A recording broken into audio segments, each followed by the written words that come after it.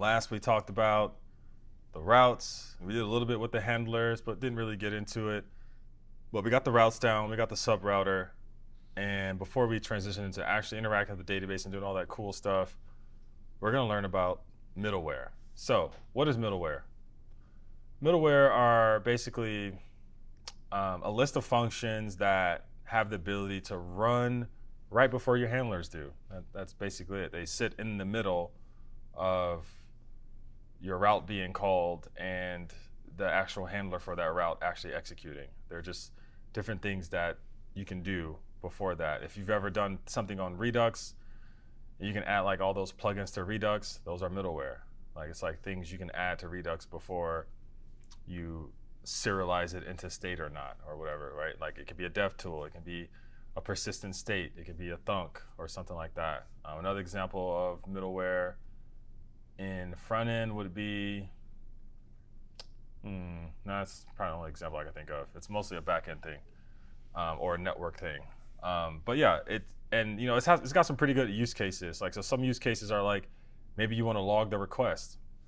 Yeah, that's perfect job for middleware. If you want to see in your terminal every time someone hit your request, yeah, it's very helpful for developments. So you know when a request came in, what the request was, how long it took. Maybe you want to handle errors, which you have to, because remember, one server serves all clients. So if your server crashes, no one can use your app.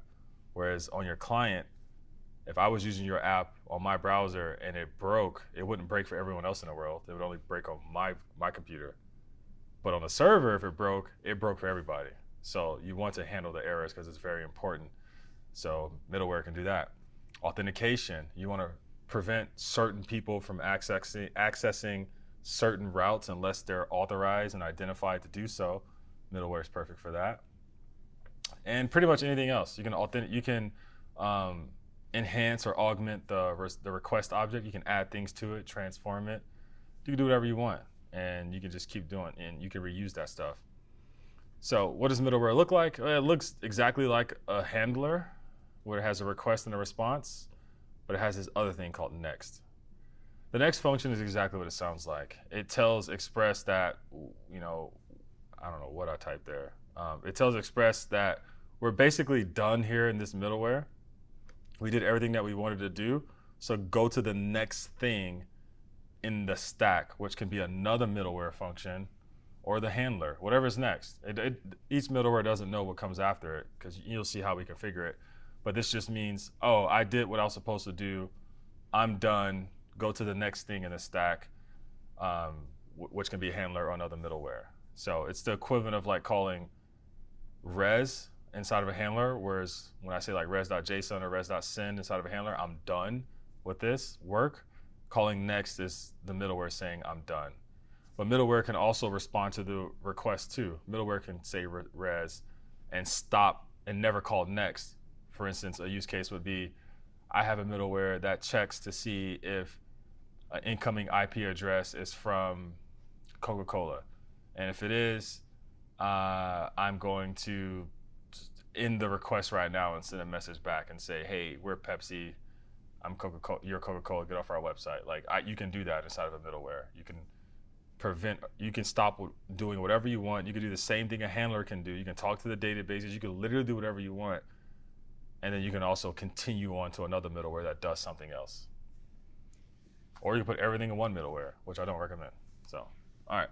I'm making it sound harder than it actually is. Let's do it. So let's write some middleware. First, we're going to use some middleware that we aren't going to create because it's super useful, and then we're going to create some middleware. So some really useful middleware that we're going to use, one of them is called Morgan. So we're going to npm install Morgan, and I'm just going to say save. Morgan is a middleware that logs requests. That's literally all it does, and it's super useful. So we're going to install Morgan, and then you're going to go over to server, and then above all your route declarations, you can say app. Well, first let's import Morgan, I guess. Import Morgan from Morgan, like so.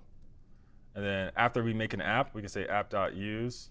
And remember, order matters. So we always want to put your middleware at the top. before all your other routes if you want the routes to come after the middleware. So middleware usually comes first. So I'm gonna say app.use Morgan, and Morgan takes in an option of like what level of logging do you want. You can do like tiny, concise. I like the dev formatting because it gives me everything I need as a developer for logging. So I'm gonna put dev, then I'm gonna save that.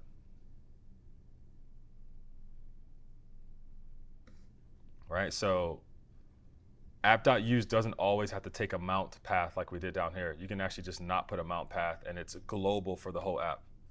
This means I'm using this middleware for the entire app. That means every single request that comes into this API has to go through whatever Morgan is doing first. And I can tell you it's doing a console log. That's what it's doing. It's just logging and then it's calling next. So then when it calls next, where does it go? Well, it goes to the next thing in the stack. So in the case of I did an API call to slash, next would be here. It would go here. But what if I did an API call to /API/product? Well, next would be /API/product, and it'll run that handler. So next is always different depending on what the request is. That's why this middleware doesn't know what next is. It just calls next, and Express handles the routing of what to call next. Because again, everything is just basically an array underneath everything. Everything's order is kept in track, so it knows what to call next. All right, let's run that and see what I'm talking about. So going to start my server.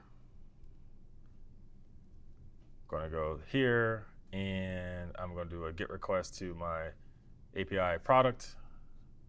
Still got message hello here, but if I go back to the terminal, you see I got this log now. All right, Morgan did that. It said, oh, somebody did a GET request to this URL. You sent back a 200 response, and it took 1.37 milliseconds. And I don't know if this is how many bytes, how big the payload was. Yeah, that's the size. I sent back 19 bytes.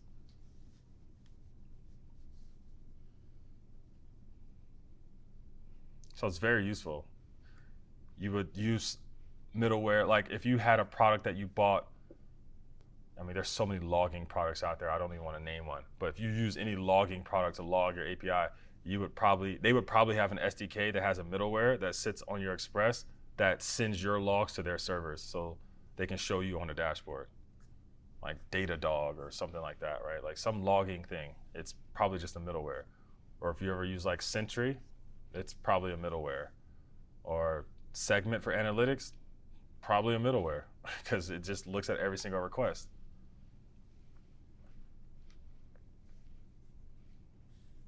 Any questions on that? Yes. Do we have any options, say like this particular middleware will intercept only these routes? Yeah, that's a great question. So the question was, do we have the options to say, only want this middleware to intercept these routes? There's so many ways you can do that. You can do that on the code level where inside you just set the middleware to be global, and then inside the middleware, you specifically check against a list of routes that you specifically want to do and only run your code there. That's one way. The other way is you can do it on a configuration level where you only add the middleware to the routes that you want it to affect. So for instance, we added the middleware globally here, but there's nothing stopping me from adding like middleware here, only for this. Or even further down, I can go into the router and like, I only want to add middleware here for this one, right? So I can specifically add middleware wherever I want that way, or check myself inside the code.